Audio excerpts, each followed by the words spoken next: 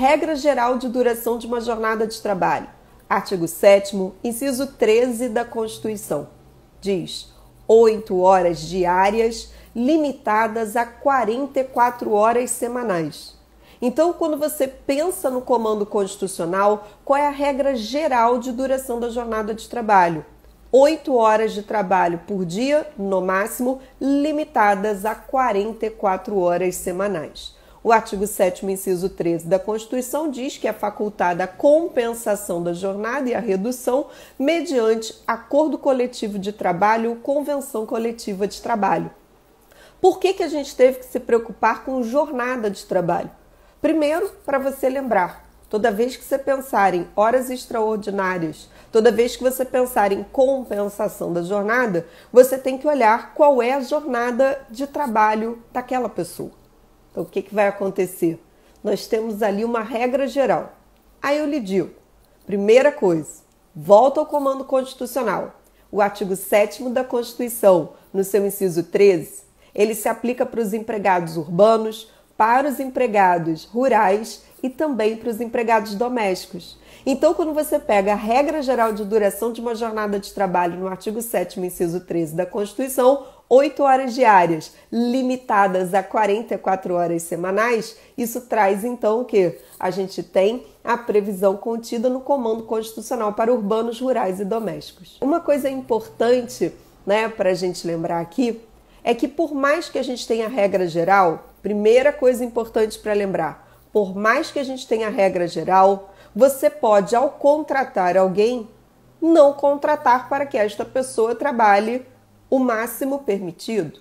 Então, é sempre importante você lembrar qual a jornada de trabalho, mas ver sempre o que foi contratado com aquela pessoa.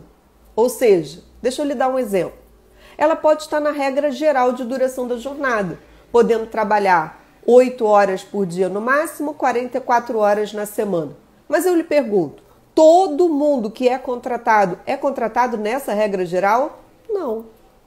Veja se eu não posso combinar o seguinte. Se eu contrato uma pessoa e realmente eu quero usar todas as horas possíveis na semana, eu vou lá e contrato 8 horas diárias e 44 horas semanais. Vamos dar um exemplo? Ela poderia então trabalhar 8 horas de segunda a sexta e 4 horas no sábado. Porque 8 horas de segunda a sexta, 8 vezes 5, 40. E aí são 44 horas semanais, ela ainda teria 4 horas para trabalhar no sábado. Então ela teria ali, contratei alguém e ela de fato trabalhou sem ultrapassar 8 horas de trabalho por dia e completou 44 horas na semana. Então eu combinei com ela 8 horas de segunda a sexta, 4 horas no sábado, ok? Agora, o que eu quero lhe dizer? Toda vez que eu contrato uma pessoa, eu tenho que realmente contratá-la 8 horas por dia e 44 horas na semana obrigatoriamente? Mesmo ela estando lá na regra geral? Não, esse limite é máximo. Então eu posso combinar com ela o quê? Que ela vai trabalhar 8 horas de segunda a sexta. Se você fizer as contas, 8 horas de segunda a sexta não ultrapassou 8 horas por dia e quando eu somei, foram 40 horas na semana. Então, por que eu quero lhe chamar a atenção disso? Porque esse limite de 8 horas diárias e 44 horas semanais é o limite máximo de contratação. Então, pode ser que o empregador contrate a pessoa para trabalhar menos tempo. Ela pode estar, por exemplo, na regra geral e podendo trabalhar no máximo 8 horas por dia. E eu combinei com ela que ela só vai trabalhar 7 horas por dia. Isso é possível? Isso é possível. Então, eu quero que você veja que esse é o limite máximo. Outra coisa relevante, cuidado, porque esta é a regra geral, mas toda vez, preste atenção, toda vez que você estiver diante de uma situação e essa situação você está ali analisando, o que é muito importante você procurar ali? Você deve procurar o seguinte, quando você está diante de uma situação e você quer saber se tem hora extra, se não tem hora extra, se compensou a jornada, o que aconteceu, como você tem que fixar primeiramente a jornada de trabalho desta pessoa, o que eu vou agora lhe chamar a atenção? Você já viu que tem a regra geral, mas nem todo mundo está no limite máximo, então você tem que ver como foi a contratação daquela pessoa, certo? Ainda tem então a segunda observação importante. Algumas pessoas não estão na regra geral, isso mesmo, elas possuem jornadas especiais de trabalho.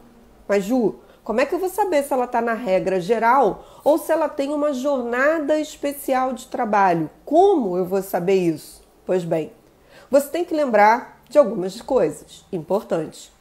Primeiramente, na CLT, o que você tem na CLT? Na CLT você tem um capítulo que começa no artigo 224 com os bancários e vai numa sequência de artigos.